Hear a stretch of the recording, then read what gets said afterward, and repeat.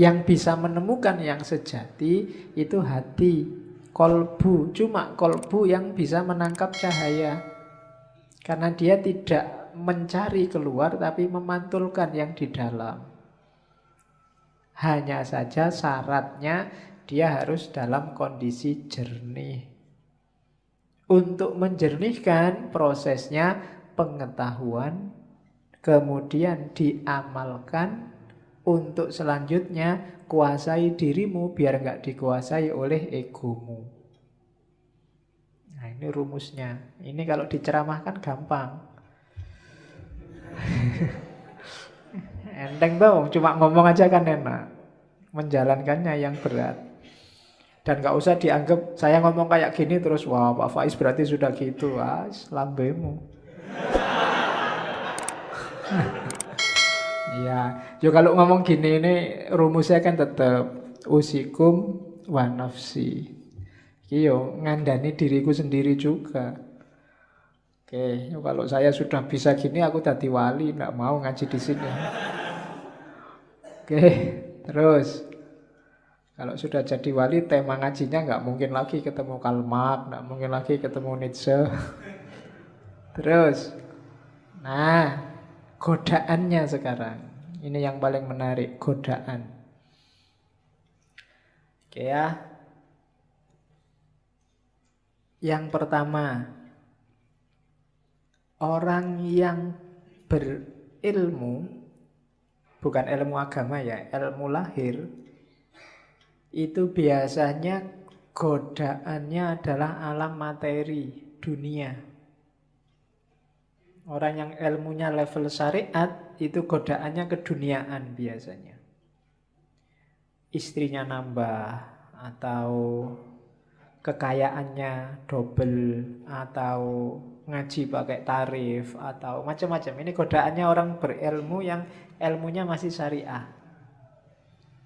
Syariah ilmu ya, bukan syariah fakultas. Jadi syariat ilmu lahiriah tadi itu biasanya digoda oleh materi. Kalau orang levelnya di atasnya dikit, menyebutnya ahlul hikmah, orang pinter,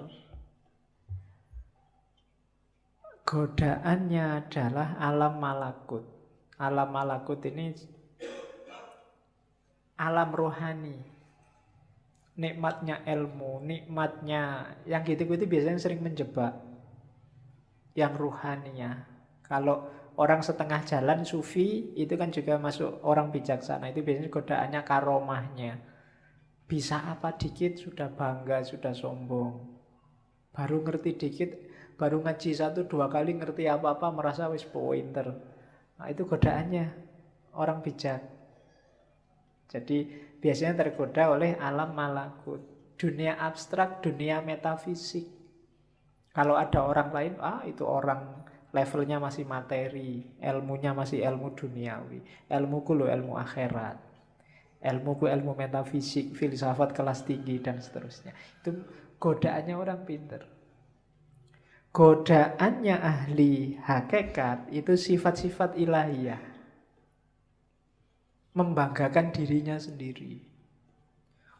Aku kok bisa kayak gini ya. Berarti ini rasanya ekstase itu. Orang lain belum ngalami, aku sudah ngalami. Itu godaannya sudah.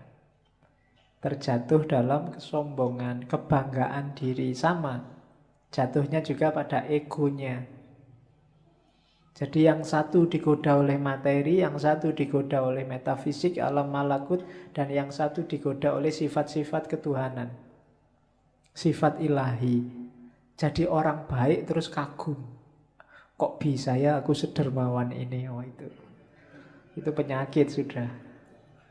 Nggak nyangka loh aku bisa sholat malam rutin sekarang. Wah. Kok bisa ya aku ikhlas gini, semua hartaku tak kasih, ada temenku tak kasih. Loh, itu penyakit. Itu godaannya para salik. Siapa saja yang merasa puas pada salah satunya, saat itu juga dia mandek.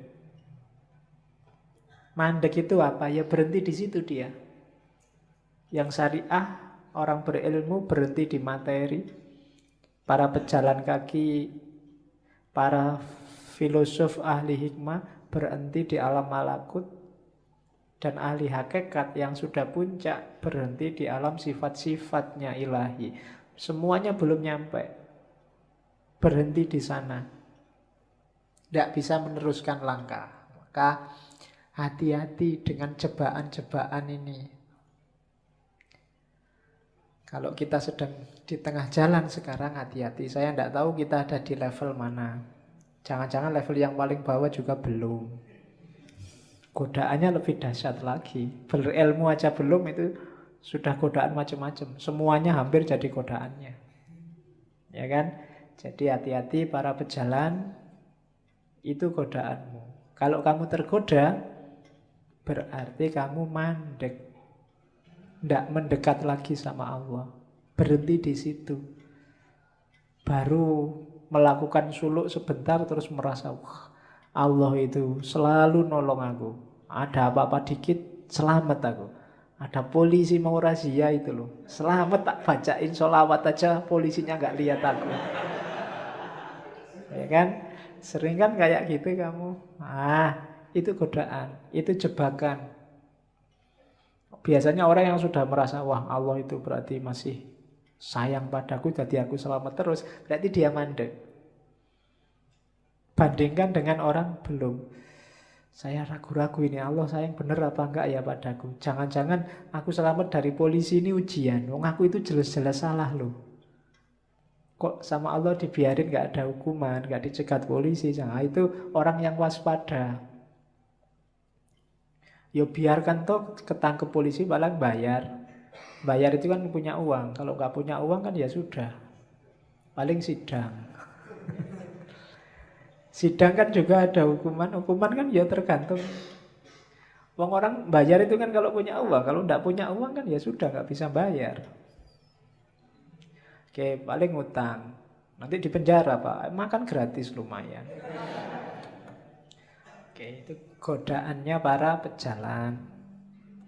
Terus, nah, jadi ini godaan yang besar biasanya. Banyak orang terjebak juga di sini. Berlindung di balik takdir. Sudah takdirnya Pak. Mbok sampean itu sekali-sekali lah sholat duha, sholat tahajud, nunggu hidayah Pak. Kalau Allah belum ngasih hidayah ya belum. Itu namanya berlindung di balik takdir. Wah ya memang waktunya Pak. Kok sampean nggak lulus-lulus Mas? Sudah semester 14. Ayo berarti takdirnya Pak. Nah itu berlindung di balik takdir. Katanya Syekh Abdul Qadir Jailani tidak boleh berlindung di balik takdir. Berlindung di balik takdir itu kan bahasa kasarnya mengkambing hitamkan Allah.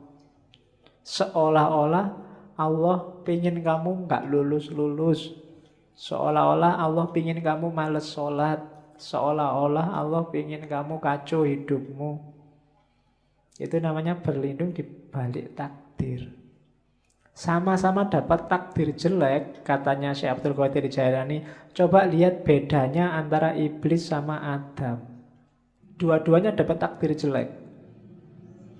Yang satu dijadikan musuhnya manusia sampai hari kiamat. Yang satu diturunkan derajatnya dari surga ke bumi. Kalau iblis, itu ceritanya Syekh Abdul Qadir Jailani. Waktu ditanya, kenapa sih kok nggak mau sujud pada Adam yang bikin Allah murka? Katanya iblis, itu kan takdirnya Allah.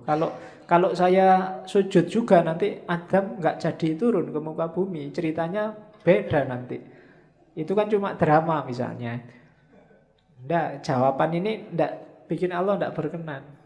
Beda sama Adam. Adam itu mungkin ya ngerti sudah skenarionya, dia wong jadi makhluk jailun fil ardi khalifah, berarti besok mau ke bumi. Tapi kan pakai skenario makan buah kulti segala, bahwa Adam salah sehingga diturunkan derajatnya. Tiap hari yang dilakukan Adam kan terus nangis dan tobat. Sampai kabarnya sekian tahun baru diampuni oleh Allah. Itu kan doanya yang terkenal itu kan, Robbana dzolamna anfusana wa illam taghfir lana. Jadi ya Allah, aku menzolimi diriku sendiri. Jadi meskipun itu kan ya takdirnya Allah, tapi gara-gara aku tidak menuruti perintahmu, itu kan menzolimi diriku sendiri. Wa illam taghfir lana wa tarhamna lanakunanna minal khasirin. Kalau tidak engkau ampuni, tidak engkau rahmati, ya pasti aku rugi. Jadi kalau sama Adam, Allah jadinya sayang. Tapi kalau sama iblis, sama-sama skenario-nya Allah, Allah jadi murka. Iblis pakai alasan takdir. Maka jangan pakai alasan takdir. Jangan mengkambing hitamkan Allah. Wong padune kamu sendiri yang males. Padune kamu sendiri yang pengen seneng-seneng, tidak mau susah. Tapi terus alasannya takdir.